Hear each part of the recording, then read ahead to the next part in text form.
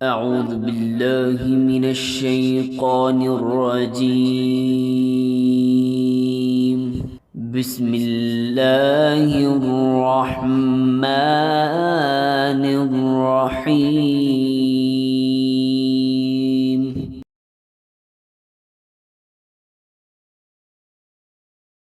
میرا معزز خواتین و حضرات اور سامعین، السلام علیکم۔ آپ کو میرے چینل اسلامک سٹوریز ٹائم میں خوش آمدید۔ ناظرین، دنیا کے نقشے پر ابھرنے والے اسلام ممالک کی سیاست ہمیشہ ہی تنازعات کا شکار رہی ہے۔ کئی مسلم ریاستوں کے سربراہ، جن کا پرپریش دورے دار دہائیوں پر محیط تھا اور جن کی ایک جھلک دیکھنے کے لیے ان کی عوام گھنٹوں سڑکوں پہ کھڑے انتظار کرتی تھی، لیکن ان لیڈروں کا ایسا عبرتناک انجام ہوا کہ تاریخ بھی کانپ اٹھی۔ اور آج کی ویڈیو میں ہم آپ کو 6 ایسے ہی مسلمان حکمرانوں کی داستان سنائیں گے جو تخت سے تختہ دار تک پہنچے اور پھانسی ان کا مقدر بنی۔ نمبر 1، ذوالفقار علی بھٹو۔ ناظرین، 1971 سے لے کر 1977 تک پاکستان کے 9ویں وزیر اعظم اور پاکستان پیپلز پارٹی کے بانی ذوالفقار علی بھٹو پاکستان کے مقبول ترین وزیر اعظم تھے۔ لاڑکانہ کے نواب شاہ نواز بھٹو کے گھر پیدا ہونے والے ذوالفقار علی بھٹو نے سیاست کا آغاز سال 1958 میں کیا۔ پاکستان کے پہلے امر field marshal general Ayub Khan کے دورِ حکومت میں وزیر تجارت، وزیر اقلیتی امور، وزیر صنعت اور قدرتی وسائل اور وزیر خارجہ کے قلمدار پر فائز رہے۔ ناظرین، ستمبر 1965 میں انہوں نے اقوام متحدہ کی جنرل اسمبلی میں پاکستان کا موقف بڑے بھرپور انداز سے پیش کیا۔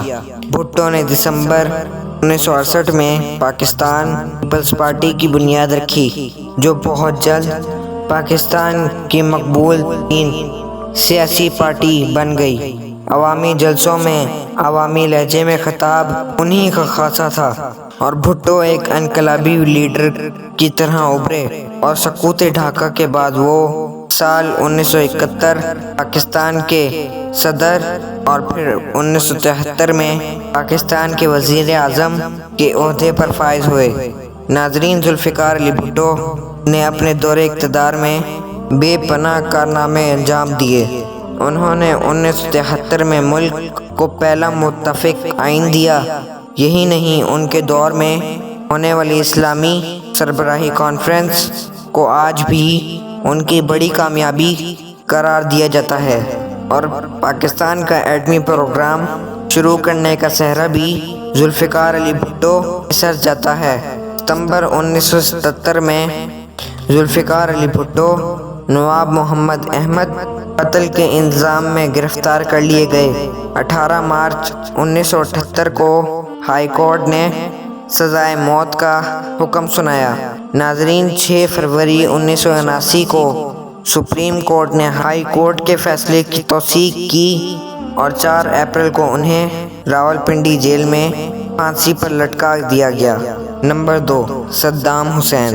ناظرین، صدام حسین 16 جولائی سن 1979 کو تیل کی دولت سے مالا مال ملک عراق کے صدر بنے اور 24 برس تک مسلسل عراق کے حکمران رہے۔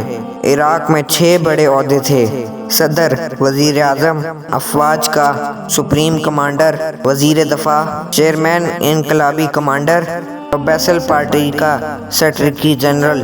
یہ تمام عہدے صدام حسین کے پاس تھے اور وہ عراق کی مضبوط ترین شخصیت تھے۔ صدام حسین کی مقبولیت کا اندازہ آپ اس بات سے لگائیں کہ عراق کی سڑکوں پر ان کے ہزاروں مجسمے، پورٹریٹ، پینٹنگ اور تصویریں نصب تھیں۔ صدام حسین، جن کا لائف سٹائل تمام دنیا میں مشہور تھا اور جن کی وردی ان کی طاقت تھی، کویت اور عراق پر فوج کشی سے بھی نہ رکے۔ ناظرین، 2003 میں امریکہ کی سربراہی کی اتحادی فوج نے صدام حسین حملوں کے دوران انتہائی مفلسی کی حالت میں گرفتار ہوئے اور 3 نومبر کو حکمرانی کے دوران قتل و غارت کے کئی واقعات اور 148 کردوں کے قتل کے الزام میں امریکہ کی عوام پر سزائے موت سنائی گئی۔ اس فیصلے پر عمل درآمد کرتے ہوئے 30 دسمبر 2006 کے مطابق 10 ذی الحج 1927 ہجری عید الاضحیٰ کے دن صدر صدام حسین کو پھانسی دے دی گئی اور تختہ دار پر لٹکائے جانے کے مناظر پوری دنیا کو ٹی وی پر براہ راست دکھائے گئے۔ نمبر 3، عدنان مدریس۔ ناظرین، عدنان مدریس ترکی کے سابق وزیر اعظم تھے جو 1950 میں ڈیموکریٹک پارٹی کے سر اقتدار آنے کے بعد 10 سال عظمی منصب پر فائز رہے۔ ڈیموکریٹک پارٹی کے حکومت سے ترکی حکومت کے جس دور آغاز ہوا اس کی تاریخ میں گلاب سفید کہا جاتا ہے، یعنی کہ ایسا انقلابی دور جس میں جمہوریت بحال ہوئی، عوام کو خوشحالی حاصل ہوئی اور ترک عوام کے لیے اسلام پر چلنے کی راہ میں عائد شدہ پابندیاں ختم ہوئیں۔ عدنان مدریس کو ترکی میں جمہوریت کا اصل معمار سمجھا جاتا ہے۔ ناظرین، سال 1932 سے ترکی میں یہ پابندی تھی کہ اذان اور تکبیر عربی میں نہیں کہی جا سکتی، لیکن عدنان مدریس نے سر اقتدار آنے کے بعد پہلا کام یہ کیا کہ 16 جون سال 1950 کو مجلس کبیر ملی کی قرارداد کے ذریعے اس قانون کو منسوخ کر دیا اور 17 جون سال 1950 ترکی کی تاریخ کا ایک یادگار دن تھا جب 18 سال کے بعد ترکی کے طول و عرض میں پہلی مرتبہ اللہ اکبر کی صدائیں پہنچیں۔ عدنان مدریس کے دور میں حج پر عائد پابندیاں اٹھا لی گئیں اور 1950 میں 25 سال بعد 423 ترکوں نے فریضہ حج ادا کیا۔